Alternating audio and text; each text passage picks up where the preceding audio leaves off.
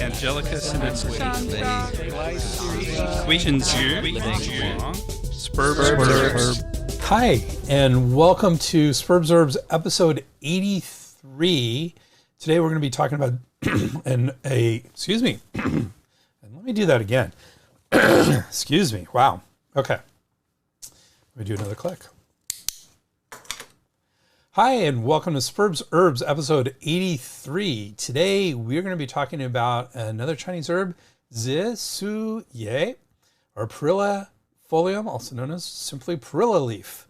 And it's a great herbal formula, so let's see what we're going to talk about today. We're going to be looking at another single Chinese herb, Zisuye, Perillae Folium, or simply Perilla Leaf, as I just mentioned. This herb is another herb in the Chinese medical subcategory of warm acrid herbs that release the exterior and can be used to calm a fetus and help seafood poisoning. In fact, you are probably aware of this herb even if you've never heard of it before, especially if you eat sushi. We'll talk about that in just a minute. As usual, we will explore all the intricacies of this herb as well as an explanation of its category. And as always, we will look at something a little different. We will continue our discussion of pharmacognosy with a conversation about tannins today. Please stay tuned for this intriguing episode. Before we get into that, I'd like to remind you and talk about, I've been teaching for quite a while now on a wide variety of topics.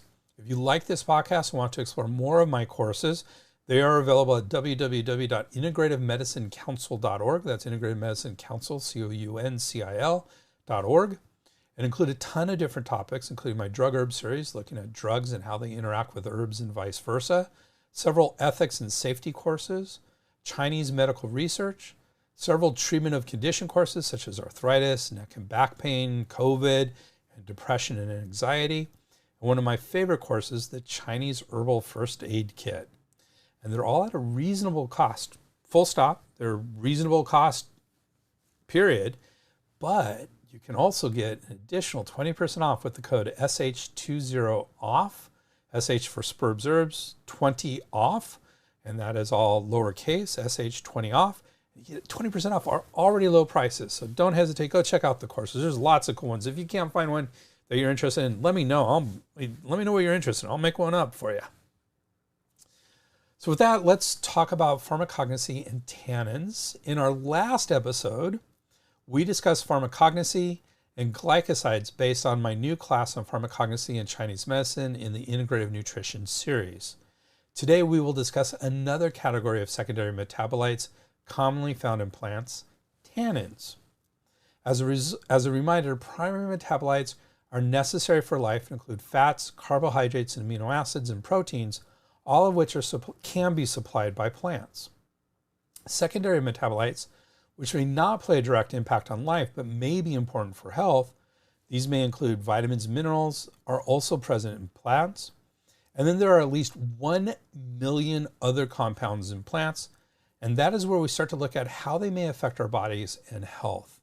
And that in a nutshell is kind of what pharmacognosy is about. Today we're going to talk about tannins, another type of chemical that are in plants. So technically, tannins are defined as secondary metabolites that can tan or convert animal skin into leather, are water-soluble phenolics. We talked about phenols on the last episode. Phenol is basically a benzene ring, which is 6-carbon ring with 3 double bonds in there, plus an hydroxyl group coming off of it. That's a hydrogen and oxygen group coming off of it. And they're water-soluble phenolics of a certain size between 300 and 3,000 molar mass, and with the ability to precipitate proteins and alkaloids. So it can do all that. They're originally classified into hydrolyzable and non-hydrolyzable or condensed tannins. Hydrolyzable means it can be broken down with some water as well, using water, hydrogen and oxygen. More recently, there are 4 major types categorized by their structures. We have gallotannins, elagitannins, complex tannins, and condensed tannins. Gallotannins are polymers. So a polymer means single units that are attached, multiples are attached together. So gallotannins are polymers of galloyl units. So when you have multiples attached together, that's a polymer. Attached to polyol units and include tannic acid and Chinese and Turkish gallotannin. So those are gallotannins. We have elagitannins, contain hexahydroxydiphenol, or HHDP. These are just different chemical structures. Complex tannins have a catechin unit bound glycosidically to a gallotannin or an elagittannin unit. So we talked about glycosides in our last episode. A glycoside is basically something that has a sugar bound to it as well. So we have in this case, complex tannins have a catechin unit bound with a sugar to a gallotannin or an elagittannin unit. Condensed tannins, also called proanthocyanidins, are oligomeric, so meaning they have a few. Polymers can be very large. Oligomeric means a few or several repeating chemicals. And polymeric, so it can be more than just a few. Proanthocyanidins, formed by the linkage of one catechin with another one. Okay, that's a lot of chemistry there. Okay, we're moving on quickly. Data supports the use of many tannins for the external treatment of skin injuries and inflammation, and internally may help chronic diseases and may be antioxidant, antimicrobial, which means it's good against bacteria and viruses and maybe other microbes, cardioprotective, so it helps the heart, anti-diabetic, anti-obesity, and anti-mutagenic, which can help prevent cancer from forming. Tannins may reduce the absorption of proteins, certain drugs, and GI issues. High doses of catechins can cause hepatitis, renal failure, that's kidney failure, hemolytic anemia, which is where the blood is getting broken down, thrombocytopenia, which means fewer platelets, which is not a good thing, fever, and skin issues. So there can be quite a bit of issues here at higher doses, especially of catechins. Chinese herbs that contain tannins include cha, lu cha, which is green tea, wulong cha, which is oolong tea, wubeizi, du, and hudzi. Not du a little bit is, a little bit commonly used. The rest are not super commonly used. Tea, of course, is super commonly used, but than that. And with that quick introduction to tannins as beneficial components of plants, let's get into our herb of the day. So we do have an herbal legend. If you're not, we haven't done one of these in a little while. I have this great little book called Chinese Herbal Legends, which have little stories about 50 herbs. So, there's 300 herbs, so that's 1 out of 6 herbs, which is probably about what we're averaging. So this one does have a nice herbal legend. So I have it here. The following story is from that book by Zhu and Zhu. So let's get into it.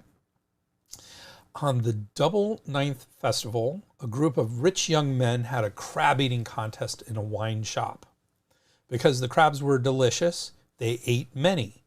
The empty crab shells piled up like a small tower on the table. Hua Tuo, so this is an interesting one. I have to give you a little bit of background on Hua Tuo as we get into this. Hua Tuo is one of the most famous doctors in Chinese medicine. It is said that he performed surgery, and he's, as far as I know, there are certain family points and everything, but as far as I know, his are the only points that we all learn. There's a whole series of points called Hua Tuo Jiaji, or Hua Tuo's magic points, that we use frequently, very frequently, as acupuncture points. So Hua Tuo, incredibly famous Chinese doctor. So Hua Tuo also came there to have a drink with his student. When he saw the young men having their crab eating contest and eating crazily, he kindly tried to persuade them to stop. Crabs are cold, so you'd better not eat too much. A crab eating contest won't be good for you, young men. We eat what we paid for. Who wants to listen to you? The young men rudely replied. If you eat more, you will suffer from diarrhea. It could endanger your lives. Get away with you. Don't try to frighten us. Even if we die of eating, what business is it of yours? Not listening to Hua Tuo's advice, these young men continued their extravagant eating and drinking. Crabs are delicious. Who says that people may die by eating them? Let's eat as we like to make the old man die of jealousy, one of them shouted. As Hua Tuo saw they acted so rashly, he went to see the shop owner. You mustn't sell them more wine or they will die of it, said Hua Tuo. As the shop owner wanted to earn money from these young men, why should he listen to Hua Tuo? Even if something happens, what business is it of yours? Mind your own business and leave mine alone, said the boss angrily. Hua Tuo could only sit down with a sigh and drink his own wine.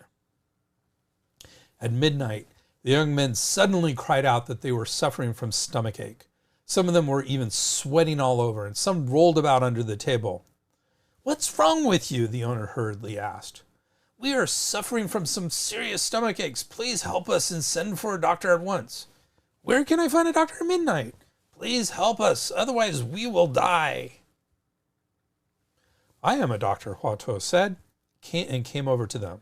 Turning pale with fright, the young men cried out, Oh! But they had no time to care about losing face and cried, Master, please give us a cure. Didn't you refuse my advice just now? Asked Hua Tuo. A great person doesn't care about a common person's mistake. Please have mercy on us and save us. We will pay you as much as you want. I don't want water. I don't want money. We will give you whatever you like. I want you to promise me one thing. Not just one. We will promise you 1,000, even 10,000 things. Please tell us what it is. From now on, you should listen to old men's advice and not be so reckless. Certainly, please save us. Hua Tuo went out with his student to gather some stems and leaves of a kind of purple grass, which he then decocted for the young men. After they drank this medicinal liquid, their stomach aches stopped. How are you feeling now? Asked Hua Tuo. Much better. At that time, there was no name for this kind of medicinal herb. Because the patients felt really comfortable after taking it, Hua Tuo named it Zishu. The young men said goodbye to Hua Tuo with many thanks and went home. That was dangerous. You shouldn't only want to earn money. You should also care about people's lives, said Hua Tuo to the shop owner. The owner nodded, ashamed. What book says that these leaves of purple grass can reduce crab poison, said Hua Tuo's student. Hua Tuo told his student that this knowledge was not found in books, but he had learnt it from animals. One summer, while Hua Tuo was gathering medicinal herbs along a riverbank, he saw an otter seize a big fish. The otter ate it for a long time until its belly was as big as a drum. The otter was sometimes in the water, sometimes on the bank, sometimes laying motionlessly, and sometimes moving wildly about. It seemed to be feeling extremely poorly. But after it climbed to a piece of land with purple grass beside the bank and ate some leaves and lay still for a while, it was as well as usual. Hua Tuo thought that according to the theory of Chinese medicine, since fish is cold in nature and the purple grass is warm in nature, the purple grass could perhaps reduce fish poison. From then on, he kept it in mind. Later, Hua Tuo made pills and medicinal powder with stems and leaves of the grass. He discovered that it had the ability to release cold and was good for the spleen. It could also moisten lungs, cure cough, and clear phlegm. Because this medicinal herb was purple and made people comfortable, Hua Tuo named it Zishu, or purple and comfortable, so purple comfortable. But nobody knows why people later called it Zishu, which is what it is today, Zishu ye. Ye meaning leaf, so Zishu is the plant. And that's our herbal legend for this herb. So let's talk about this herb. It comes from the family Labiatae. Standard species is Perillae frutescens elbrit. The medicinal part in this context is the leaf. We've actually already talked about Zishu gong, which is the root, and I believe the stems also have medicinal properties as well. But today we're talking about the leaf. And the English translation of this is pretty straightforward. It's purple perilla leaf.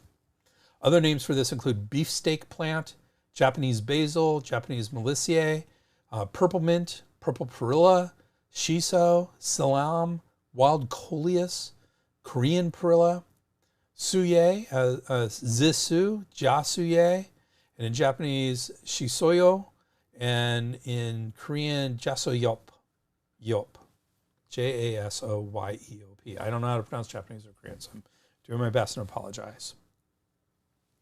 So let's talk about that Labiatae family. Labiatae, also known as the Laminaceae family, includes flowering plants commonly known as the mint, dead nettle, or sage family.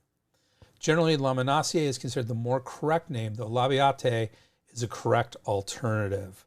So this came from my main Chinese herb text, which was written in 2004. So it's going on 20 years, and there's always rejuggling of the names of these things. So when the book was written, Labiatae was probably the correct name. It still is a correct alternative, but now Laminaceae is the more correct name for this family.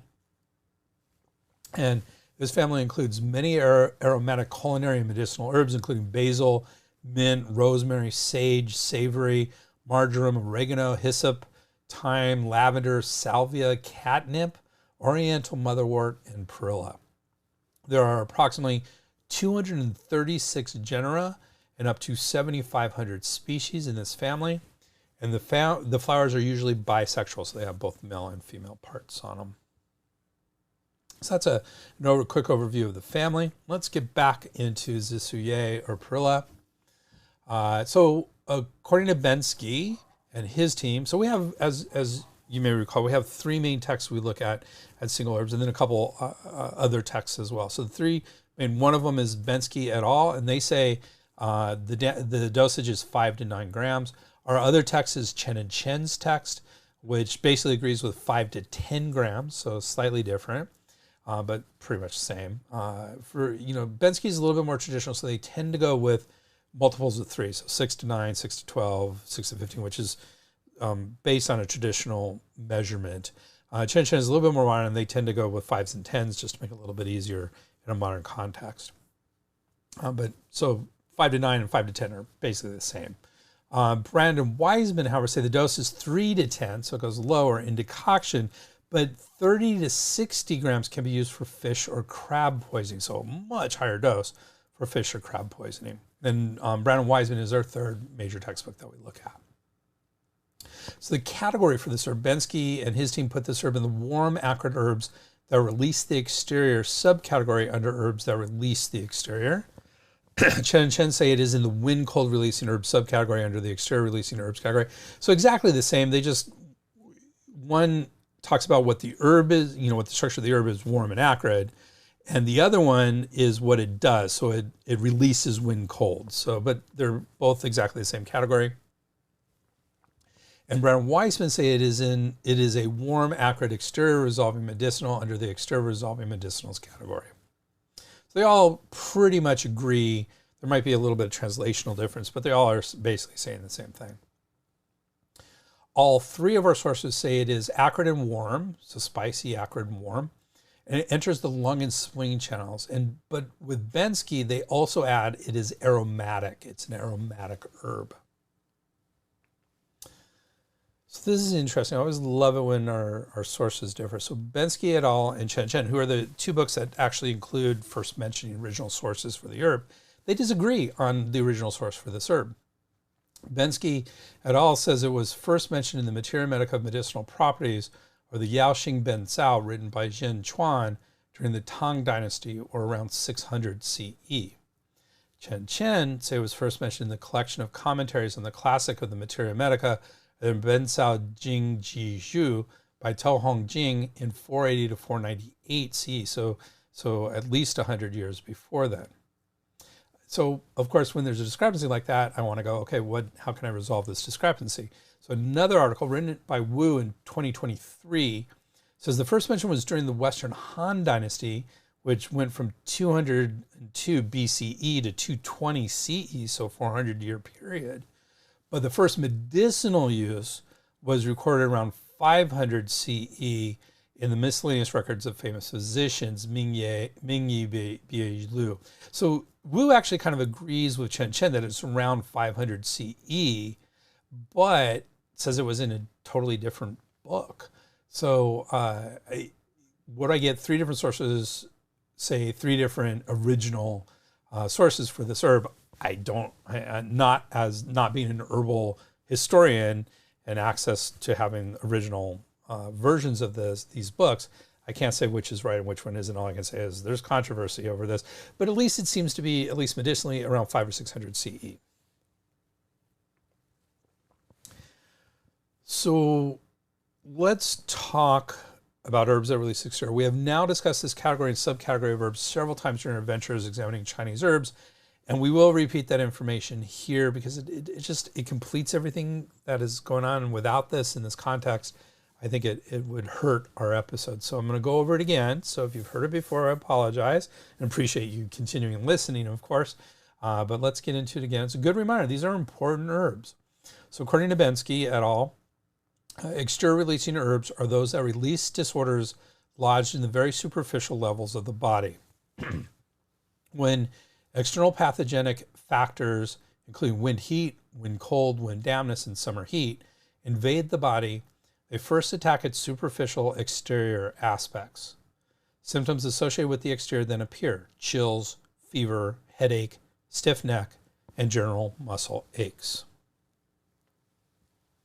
Sometimes sweating will appear, which resolves the condition, in which case no treatment is necessary. At other times, however, there will be an absence of sweating, or even though there is sweating, it is not accompanied by any change in the condition. At this juncture, herbs that release the exterior are used. Most exterior releasing herbs are diaphoretics. That is, they release or expel the external pathogenic influences through sweating. There is a saying in Chinese medicine: when the disease is in the skin, sweating will bring it out. When a disease progresses slightly further into the body, it is said to lodge in the muscle layer. The clinical presentation then includes fever, general body aches, and profuse sweating. At this stage, especially when the patient is sweated without any beneficial change in their condition, it is appropriate to use the subset of herbs that release the muscle layer. The most prominent member of this group is Cinnamomum ramulus or guizhi. That's cinnamon twig. Not bark, so it's not our spice, it's the twig of the tree. Some of the herbs that release the exterior have additional functions: stopping coughs and wheezing, controlling pain or spasms, and venting rashes such as measles. So that is the herbs that release the exterior. Bensky et al. Continues to discuss the subcategory of warm acrid herbs that release the exterior. Herbs that release the exterior can be further divided by character and function into warm acrid and cool acrid classes. The warm acrid herbs dispel wind cold and are used for exterior disorders when the fever is mild, the chills severe, and there are other signs and symptoms of wind cold, including headache, body and neck pains, and absence of thirst. So those are our categories, our category and our subcategory of this herb. Let's talk about good quality of this herb. So Bensky et al. Say good quality consists of big, unfragmented, and stalkless leaves of purple color and an intensely aromatic fragrance. So here's another one of our I would say, associated textbooks. It's called The Chinese Medicinal Identification, an Illustrated Approach by Zhao and Chen. And that's great when we're trying to get at good quality herbs. And they say Zisuye is generally wrinkled and curled broken. After the leaf is spread flat, it has a semicircular shape. It has a brittle texture with a clear, fresh aroma and a slightly acrid taste. Superior quality consists of leaves that are intact and purple with a potent aroma. So both of them say that aroma, that fragrance, is quite important for good quality Zisuye. So what does it do? What are its Chinese medical actions? So according to Bensky and his team, Zisuye releases the exterior and disperses cold for externally contracted wind cold with such symptoms as fever, chills, headache, nasal congestion, cough, or a stifling sensation in the chest. It promotes the movement of qi and expands the chest for nausea, vomiting, or poor appetite. Also used as an auxiliary herb to invigorate the blood, to move the blood. It's also used during pregnancy for calming a restless fetus or for morning sickness. And finally, it resolves seafood poisoning used either alone or with other herbs. So as we get into this, we're going to talk about a lot. This is a useful herb for when you have a wind cold. It can be a useful herb for it. But I got to tell you, I don't see it used that often in wind cold conditions. It's a great herb for that, but there are better herbs for that generally. What you hear about this herb over and over again is it's great for seafood poisoning. And it's the seafood poisoning aspect that's really interesting. I teased that we're going to talk a little bit about sushi earlier on, and let's do that now because now we're talking about seafood poisoning. So if you've ever been to a high-end, or maybe I should say middle-end restaurant, a sushi restaurant, they will often have a fresh leaf of perilla as a garnish with sushi. And this is the reason why, because it resolves seafood poisoning. It's traditional to have with sushi because of that. If you ever had cheap sushi that you bought like at a grocery store, or if you're like me, sometimes at Costco, and you get that green plastic that is cut jaggedly, that green plastic is a representation of this perilla leaf. One of the things that we didn't talk about, the good quality, is the leaf has sort of a saw-like edge to it. So, and we kind of have a bigger saw-like edge to that green plastic. That green plastic that you get with that separates relatively cheap sushi is a representation of this herb. And so that's interesting. Now, I got to say, I'm not seeing that as much as I used to, that little green plastic, which is probably good. We probably don't need it. It doesn't do anything other than decorate it a little bit. But that's where that actually comes from. It's because it resolves seafood poisoning. There you go. If you know your sushi, you know that you should know this herb. By the way, very, very common sushi is actually just a ball of rice with shiso, which is perilla leaf. And I can't remember off the top, is it wrapped in the perilla leaf or is it part in the ball? I can't remember, but it's a common, sort of homemade sort of type of sushi. Okay, so that was all Bensky and a little bit of me going in there. Let's talk about Chen, what they say the Chinese medical actions are. So Chen say it releases the exterior and dispels cold. Okay, we know that. It regulates qi and expands the chest, harmonizes the middle jiao or middle burner, and alleviates nausea and vomiting. I have a question here. Is it for seafood poisoning if this bad meal comes from too old food, already smells bad?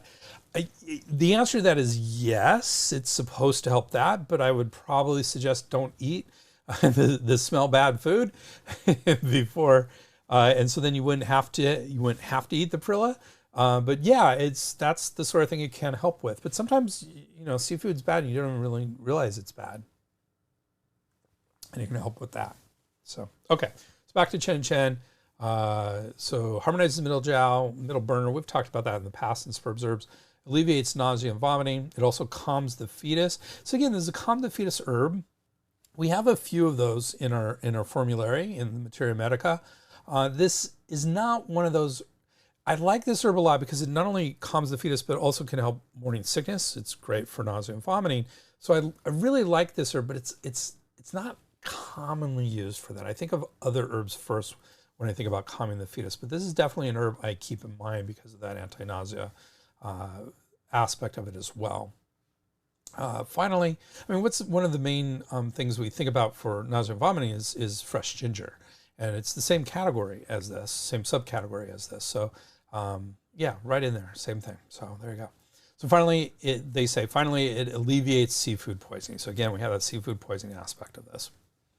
Brad and Wiseman, our third text, say it effuses the exterior and disperses cold, moves qi and loosens the center, and has several additional uses such as treating abdominal pain, vomiting, and diarrhea from eating fish or crabs. So that's seafood poisoning. And then our sort of semi-textbook that we use here is Chinese Medicinal Identification, an illustrated approach book. And they say, it says, It resolves the exterior, disperses cold, moves qi, harmonizes the stomach, diffuses the lung, transforms phlegm, and calms the fetus. So that they don't really mention the seafood poisoning aspect of it. But other than that, you can see that all of these are pretty similar in what they say this herb does, which means there's no discrepancies, which is good, and also kind of not common. Okay, preparation. So Bensky and his team has a discussion of one special preparation. This is dry fried perilla leaves, or chao zisuye. The leaves are fried lightly and briefly over a warm flame. For prepared perilla leaves, zisuye, they are sprayed with a honey water mixture before lightly frying dry. These methods both reduce the aroma and pungency of zisuye so that the leaves are less sweat-inducing. This is an advantage in treating older, weaker, or yin-deficient patients who would be injured by excessive sweating. Nowadays, however, the leaves are almost always used in their unprepared raw state. If less sweating is needed, the dosage is reduced, or herbs to support the normal qi are added. For best results, when used for releasing the exterior, zisuye should be added at the very end of boiling the decoction. And that is something that both Chen and Chen textbook and Brandon Wiseman both say as well, which we're going to see right now.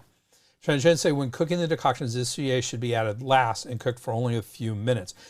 So whenever we talk about aromatic, there's an aromatic smell. What we're talking about are essential oils. Essential oils tend to boil off very quickly in a decoction or anything that has heat. And so you don't want to lose those essential oils because a lot of the efficacy of the herb, most of the herbs that are aromatic, is in those essential oils. So that's why they tend to be added last. Sometimes not even added last. This isn't cooked for only a few minutes. Sometimes you don't even cook them. You take it off the flame and then add it into the decoction, which you could do with this leaf as well, or cook it for a few minutes as well. And Brandon Wiseman agrees, simply saying it should not be boiled for long. So there you go. So that is preparations. Let's talk about some of Western uses for this herb. Or maybe better to say lack of Western uses for this herb.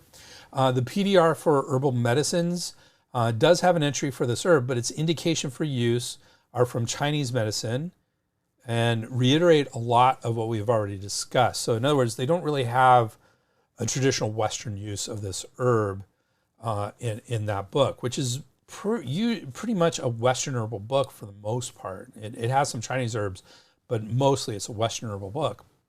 Similarly, WebMD.com doesn't include any uses for this herb. It has a heading for it, but it doesn't say that there are any known uses, or it had something like evidence doesn't show any particular uses for this herb, something along those lines. It seems from a cursory literature review, this herb, while relatively well known, what's surprising me is all these sources did have an entry on this herb, so it's well known, but none of them really had any traditional Western uses for this herb. So it's kind of weird because often I'll find some of our more well-known Chinese herbs will talk about some of the Western uses there. At least they're kind of known in Western herbal traditions and have some entries, but not this herb. Okay. So let's do commentary on zisuye. So Bensky et al., as usual, has an excellent and extensive commentary on this herb. And here we go. Its acrid flavor enters the qi level, while its purple color signals that it enters the blood level. So that's an interesting one if you're not familiar. It's just colors mean things in Chinese medicine, so that plays a role here as well. So blood level. These are the opening words from the discussion of zisuye in Essentials of the Materia Medica, or the Ben Cao Bei Yao, written by Wang Ong in 1664. Further description is found in Seeking Accuracy in the Materia Medica, or the Ben Cao Jiao Zhen, written by Huang Gongxiu in 1773. Quote, its aroma can vent wind outward, its warmth can warm the middle, facilitating the comfort of the whole body. Thus it's named Revivify, Su. That's where Su comes in. Materia Medica of Foodstuffs adds that it can bring down floating qi in the chest and diaphragm. So this Materia Medica of Foodstuffs, if you missed it, which would be easy to do, I do not have a Chinese name for it, nor do I have a timing for it. And the reason why is Bensky is a huge book, and it has a fantastic in the back, not a bibliography, a list of all the books that they refer to in the book, in the context, in the book itself. And it didn't have an entry on the Materia Medica of foodstuffs. And so I went and put that into the Google machine, and it didn't come up with anything either. So I just have no idea what this book is or where it's from or what time. So it's interesting. I mean, there are hundreds of entries in Bensky, so I don't fault them at all for missing one. Man, it's such a great book. So no issues with that at all. But I am curious as to when this was written. But there you go. So that's the Materia Medica of foodstuffs, and they say it can bring down floating chi in the chest and diaphragm. Continuing with the commentary briefly, most classical texts warn, however, that continued consumption will drain away true chi. Same caveat applies to all acrid dispersing herbs. So you don't want to be on these for too long. Once the cold is resolved, let it go. So that's the commentary on this. Let's talk comparisons. Bensky compares this herb with one other herb, and I hate it. I love this herb. It's the Ephedra herba ma huang. Fantastic herb, banned in most developed countries. I would say you can't get it. I just ordered it, though. I need it for photography purposes because I keep talking about ma huang, and I need to have more photographs of it. So just got it in the mail. I ordered it through eBay, and it was from, I don't know, Singapore or Hong Kong or something along those lines. It took several weeks to get here, but I got it. You can get it. And, you know, I know I could, if I were to walk into an herb store in, you know, a Chinese herb store in town, I could ask them if they have it. I've never had any issue getting it in the past. That doesn't mean they haven't cracked down and it would be easy to get in the future, but I haven't had any problems in the past. It's a great herb, but we're not supposed to, and I would never use it on a patient. I would use it on myself. Sometimes my herbalist recommends it to me. I do all my own herbal stuff, and so I would put it in my stuff without any issues whatsoever. But anyway, so there's ma huang, herba ephedra. So and this is what the comparison is to that. While zisuye is acrid and can disperse while inducing sweating, it is not as strong as ephedra herba ma huang in this regard. Yet its aroma promotes the movement of lung and spleen qi, harmonizes the middle, and calms the fetus, qualities which are lacking in ephedra herba ma huang. So ma huang is the strongest to induce sweating, but this is pretty useful in a lot of ways. So that's the comparison with ma huang, short but sweet. There are some combinations of herbs. So this Bensky et al. Combines this herb with 3 others.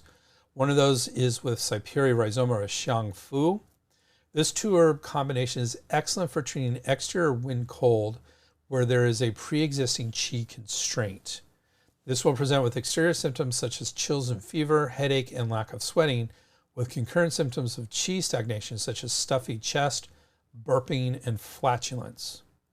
This combination can be used alone as part of a larger formula such as Cyperus and Perilla Leaf powder, xiang su san, but the choice of which herb shall serve as chief depends upon which symptoms are primary.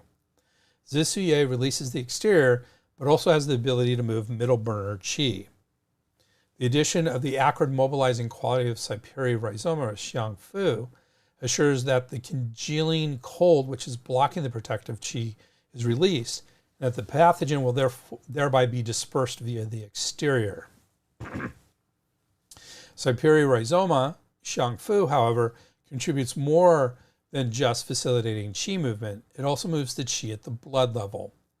When one considers that the locus of disruption in an invasion of the exterior is the disharmony between the protective and the nutritive qi, and that the latter is intimately associated with the blood, the elegance of this apparently simple combination becomes apparent. So that's our first combination. Our second one is about an herb we've been talking about, Zingiberus rhizoma recens Xinjiang. This is fresh ginger. So both herbs release the exterior and can induce sweating. The acrid warm nature of Zisuye disperses with a light qi that unblocks and a light flavor that can drain. In this way, It dispenses exterior pathogens while clearing the head and eyes, drains the lung qi, and unblocks the interstices and pores, thereby treating invasion of either wind or cold. Zingiber rhizoma recens Zhenjiang fresh ginger is acrid and warm.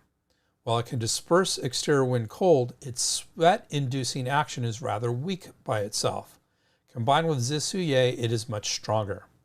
This combination is very effective in treating wind-cold exterior patterns with symptoms of chills, fever, headache, nasal congestion, and most importantly, the absence of sweating. Interestingly, both Zingiberis rhizoma recens Zhenjiang and Zisuye can be used individually as an antidote to seafood poisoning. Together, this effect is increased. The pair is therefore often used for the vomiting, abdominal pain, and diarrhea that results from this kind of food poisoning. Our third combination is with Pogostimonis herba or Guanghuoxiang. Zisuye is stronger at releasing the exterior, but Pogostimonis herba Guanghuoxiang is better at aromatically transforming dampness. Thus, a combination of the two herbs transforms dampness, regulates the flow of qi, harmonizes the stomach, stops nausea and vomiting, and is often used for turbid dampness encumbering the spleen, leading to lethargy, stifling sensation in the chest, nausea, loss of appetite, diarrhea or loose stools, and a thick tongue coating. For this indication, Perilla Leaf Zisugung can be used instead of Zisuye. This combination also releases the exterior in cases of externally contracted pathogens, such as externally contracted cold occurring during hot and damp summer weather with fever, lethargy, stifling sensation in the chest, and nausea. For this indication, Zisuye is preferred for its superior ability to release the exterior. And that's our combinations today. Let's talk about contents. So according to Bensky et al., the contents of this herb include several volatile oils such as perilla aldehyde, perilla alcohol, and dihydroperilla alcohol, and other constituents such as perillicide, perillyl, beta-D glucopyranoside, cumic acid, and tannins. We mentioned tannins earlier here, so tannins are included here. Chen and Chen highlight essential oils as well as apigenin, scutellarin, vicinin, shisonin, anthocyanins, and cyanogenic glycosides. Ahmed, who did a review paper on this herb, says there are currently 271 various phytochemical compounds that have been isolated and reported in perilla seeds, stems, and leaves. Based on the chemical properties, these active compounds in perilla could be classified either as hydrophilic, which include phenolic acids, flavonoids, anthocyanins, or hydrophobic or lipophilic ones. Hydrophobic and lipophilic are the same thing. One says hydrophobic means fearing water or is not water soluble. Lipophilic means it loves or likes fats or fat soluble, and so that's the way it goes. If it's water soluble, it's fat insoluble, and if it's water insoluble, it's fat soluble. So this is fat soluble constituents as well. And these include volatile compounds, triterpenes, phytosterols, fatty acids, tocopherols, and polycosynols. Let's talk about some of the science here. According to Chen and Chen, the pharmacological effects of Zisuye include the following actions, mainly according to animal studies. Is antipyretic, so it lowers temperature and fevers. Diaphoretic, so that it causes sweating. Bronchodilator, opens up the lungs, the bronchioles of the lung. Antibiotic, so it treats bacteria. GI stimulant, gastrointestinal stimulant, so it helps the intestines, which is great. That's probably why it helps nausea and vomiting. And hyperglycemic, so it can actually cause sugar to go into the blood. They also discussed two clinical studies, one with an N of 20, so small, not statistically valid. Remember, we need 30 to 40 to be statistically valid. Showed positive results when treating warts topically with this herb ground into a paste. The other study with an N of 108. So now we're talking statistically valid, pretty decent size, not great, but pretty decent. Used an extract. The solvent was not mentioned, so we don't know what kind of extract. Was it an alcohol extract, water extract? But again, applied topically to positively treat cervical bleeding. So not typical uses for this herb, these clinical studies. But Ahmed also discussed pharmacological properties of zisuye, saying it is antioxidant, antibacterial, antifungal, anti-allergic, antidepressant, anti-inflammatory, anti-tumor, and possibly anti-HIV. So that's useful. And then the other overview study that we looked at, Wu and their team, had it may be anti-obesity and anti-androgen, which may promote hair growth, at least in mice. So that's an interesting use of this herb, not a traditional Chinese use. Drug-herb interactions. Literature search did find several constituents of this herb affected various cytochrome P450 isozymes. However, this was all bench research. The interactions were mixed, some induced, some inhibited, and none indicates what it may do in clinical studies. So I don't feel comfortable saying it does or doesn't increase drug-herb interactions. I would say it's inconclusive. More study is necessary to see if it does actually induce drug-herb interactions clinically in people. One of our books that I love is called the American Herbal Products Association's Botanical Safety Handbook. And it just has a humongous list of herbs and whether they're safe. They give a rating for drug-herb interactions, and they also give a safety rating for the herb. Unfortunately, that book does not have an entry on this herb in particular. Though, I just saw that this book is available online, and that they do update it online. The book was written in 2013, so it's 11 years old. So I wondered when I did this, with this herb being online, and I looked, but in order to look at it online, you have to join the association, and joining the association starts at about $2,000. And so I'd love to have $2,000 earned from this podcast so that I could afford that in the future. But I don't think I'm anywhere near that at this point. So unfortunately, there was no entry that I could find. Let's talk about concerns of this herb. So Bensky and his team note several concerns with zisuye. Under the heading of cautions and contraindications, they say contraindicated in those with warm pathogen diseases or with qi and exterior deficiency. Under the heading of traditional contraindications, they say in extension of the Materia Medica Bensal Yan Yi, written in 1116, Ko Zhang Shi observed that nowadays people drink perilla soup morning and night, but it is not good for them. Just as the old medical saying has it that aromatic plants cause diseases which steal away riches, this is one such case. For example, in people with spleen and stomach cold, it often causes runny diarrhea without their realizing it. Remember, this is cold, so if you're already cold, this is not a good thing to add. I shouldn't say it's cold, it's cooling, it's cool. Cold is a grade more cold. So continuing with the traditional contraindications. In the centuries since this was written, most Materia Medica texts repeated or paraphrased this passage in the discussion of zisuye. Chen Shi Duo, in New Compilation of Materia Medica, the Bensao Xin Bian, written in 1694, was the first to question whether this herb necessarily causes diarrhea in those with spleen and stomach cold. Ko Zhang Shi has a saying that people with spleen and stomach cold who consume zisuye usually have diarrhea. But do they really? I say zisuye is a wind herb good at calming the liver. If earth is excessively controlled by wood, then people will often have diarrhea. But once wood is calm, then earth will obtain the nourishment it needs. It goes without saying that zisuye is acrid and warm. Acridity can expel dampness, while warmth can expel cold. I'm sorry, I got that totally wrong with the spleen stomach cold thing, so I apologize with that. So is acrid and warm, acridity can expel dampness, while warmth can expel cold. So people with spleen and stomach cold should really not have any problem. How could it cause diarrhea? It is only that acrid aromatic flavors are able to disperse a person's true qi. Short term, this is no problem, but long term, it will cause injury. This should also be kept in mind. Continuing with traditional contraindications, harm and benefit in the Materia Medica Ben Sao Hai Li, written by Ling Quan in 1893, added some other concerns about this herb.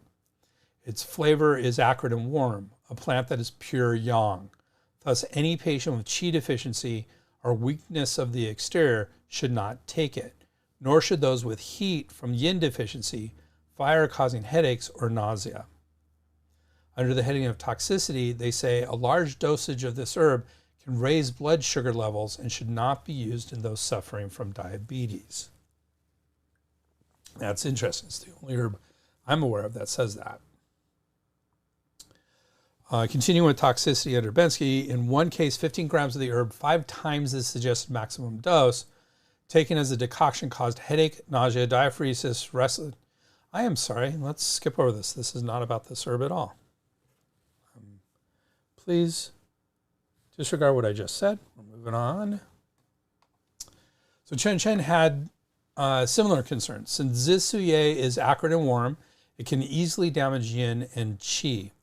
Therefore, it should be used with caution in patients with febrile disorders, yin deficiency, qi deficiency, or exterior deficient syndromes without perspiration. Zisuye should also be used with caution for patients with nausea caused by heat. Zisuye should be used only on a short-term basis. Long-term use may lead to qi deficiency. They also say under the heading of toxicology, administration of Zisuye is occasionally associated with adverse reactions, overstimulation, and allergic reactions. Okay.